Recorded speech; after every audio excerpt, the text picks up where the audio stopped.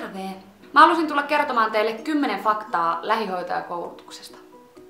Fakta numero 1. Lähihoitajan työssä sä pääset ihan oikeasti konkreettisesti auttamaan ihmisiä. Yksiköistä riippuen, oli nää sitten asukkaita, asiakkaita, sä pääset oikeasti helpottamaan niiden arkea ja sä autat heitä. Sitten vielä kaiken lisäksi sulle maksetaan tästä palkkaa. Tosin kun sä olet koulussa ja teet harjoitteluita, niin se on ilmaista auttamista. Fakta numero 2. Sä opit myös tosi hyödyllisiä taitoja siviilielämään. Esimerkiksi sä tiedät kuinka elvyttää, jos sun kaveri on kuolemassa. Ja ylipäätään minkälaisia sairauksia voi olla. Sä osaat ehkä neuvoa sun isovanhempia.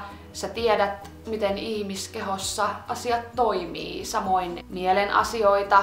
Ylipäätään helpottaa siitä, että sä tiedät miten hakeutua hoitoon. Sä voit neuvoa muita. Sä opit vaikka minkälaisia. Ja ihan vaan vuorovaikutustaitoja.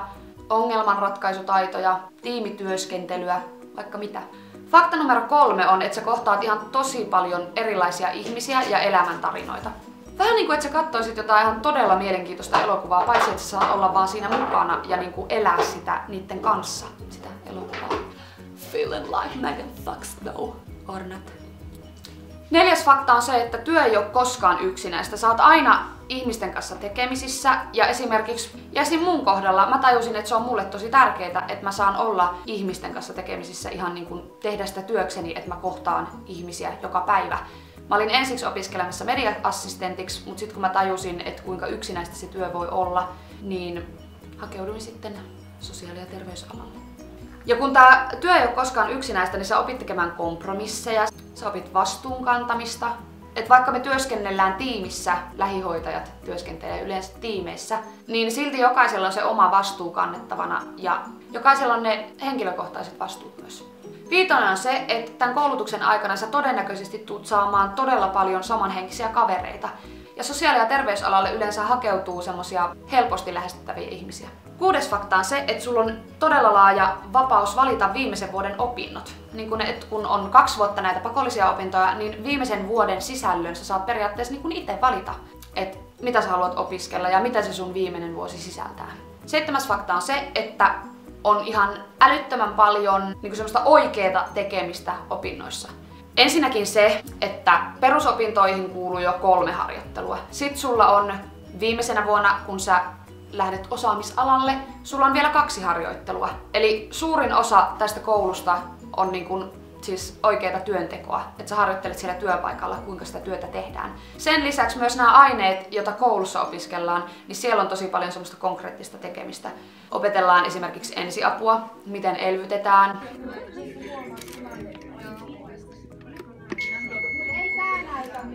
Analysoin rytmiä. Irti potilaasta. Verensokerin mittaamista, nostoja.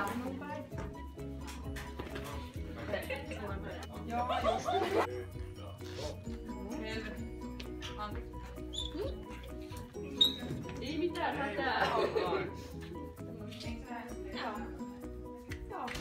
Pesuja, leikitään yhdessä luokkakavereiden kanssa, harjoitellaan haastatteluja, erilaisten ryhmien vetämistä. Ihan tosi paljon kaikkea tehdään oikeesti, ei lueta vaan kirjoista, sitäkin tehdään, mutta me myös harjoitellaan näitä in real life.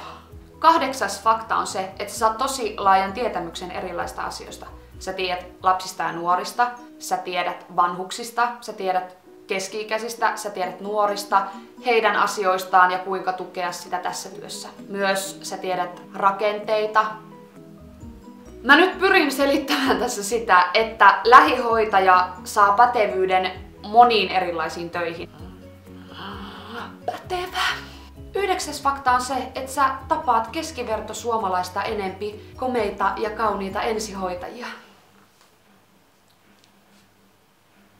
Ellet sä jopa itse opiskele ensihoitajaksi, koska sekin mahdollisuus on lähihoitajakoulutuksessa. Erikoistua viimeisenä vuonna ensihoitoon, eli ambulanssityöskentelyyn tai akuuttivastaanottoon.